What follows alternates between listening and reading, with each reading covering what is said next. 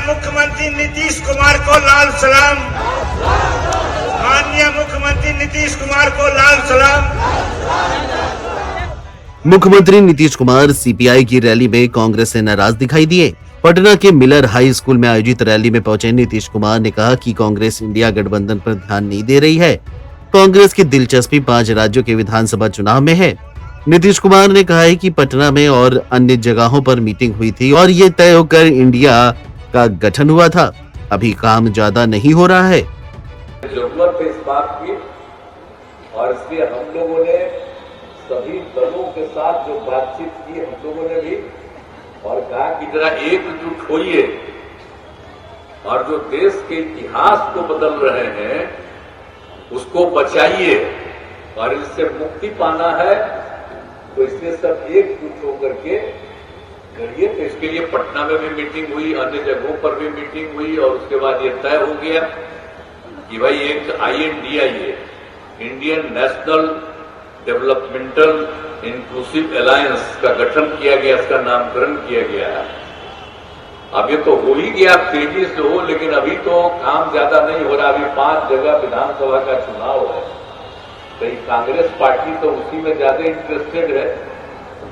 तो अभी तो जिसको हम लोग कांग्रेस पार्टी को आगे बढ़ाने के लिए हम लोग सब एकजुट होकर काम कर रहे थे, लेकिन अभी उनको कोई इस सब चीज की चिंता है नहीं।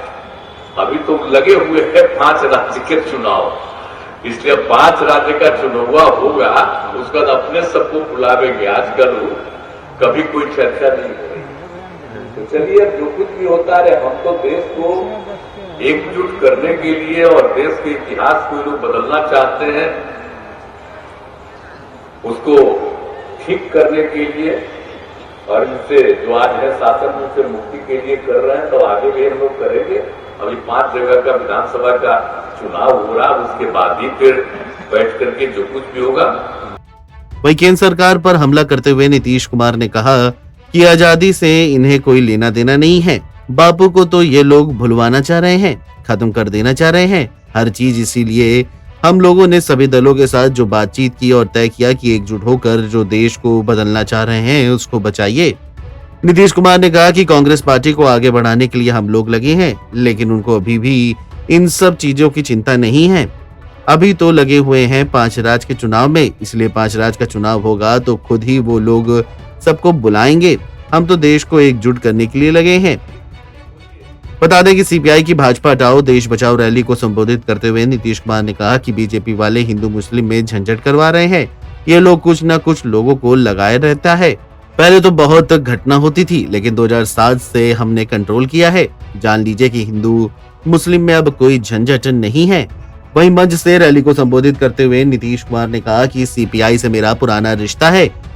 जब हम 1987 में एमएलए का चुनाव लड़ रहे थे तो हमारे क्षेत्र में सारे सीपीआई और सीपीएम के लोगों ने मदद की थी, इसलिए रिश्ता बेहद पुराना है।